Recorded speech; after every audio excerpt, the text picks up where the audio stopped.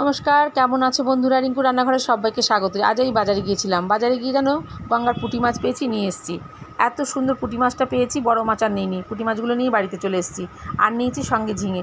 তোমরা তো সবাই ঝাল পাতুরি টক খেয়েছো পুঁটি মাছের, এভাবে তরকারি কি কখনো খেয়েছো? একবার কিন্তু খেয়ে দেখো। পুঁটি মাছগুলো ভালো করে, বেশ ভালো টাটকা পুঁটি গঙ্গার, ভালো করে ধুয়ে বেছে নিয়ে আমি নুন হলুদ মাখিয়ে নেব। মাখিয়ে নেওয়ার পর ওদিকে আমি ঝিঙে আলু কিন্তু কেটে নিয়েছি, সেটাকেও নুন হলুদ মাখিয়ে নেব। এই তরকারিটা কিন্তু একবার তোমরা বাড়িতে ট্রাই করবে, খেতে কিন্তু দারুণ। এদিকে আমি ব্লেন্ড করব সর্ষে আর কাঁচা লঙ্কা। এদিকে দেখো কড়াইয়ের মধ্যে আমি একটু তেল বসিয়ে দিয়েছি। তেলটা যেই গরম হয়েছে তার মধ্যে লবণ দিয়ে মাছগুলো ভেজে তুলে নিলাম।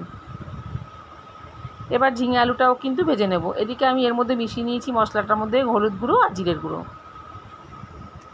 একটুখানি গোটা জিরে ফোড়ন দিয়েছি, তেজপাতা দিয়েছি, ঝিঙে আলু কড়াইতে দিয়ে দিয়েছি। ভালো করে ভাজতে হবে। বেশ লাল লাল করে ভাজা হয়ে গেলে তুলে নেব।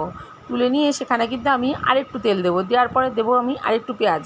দেখো আমার মাছ এবং ঝিঙে আলু সব কটা ভেজে আমি তুলে রেখেছি। একটু জিরে ফোড়ন দেবো। জিরে ফোড়ন দেওয়ার পরে দিয়ে দেবো পেঁয়াজ কুচোনো। পেঁয়াজটা একটু লাল লাল করে ভাজা হয়ে গেলে একটু সাইড করে সরিয়ে যে আমার মশলাটা রেডি করা ছিল সেটা আমি দিয়ে দেবো। একটু কষানো হয়ে গেলে দিয়ে দেবো পরিমাণ মতো লবণ। ভালো করে কষিয়ে নিতে হবে। ঝিঙে আলু দিয়ে দেবো। ঝিঙেগুলো দিয়ে দিয়েছি।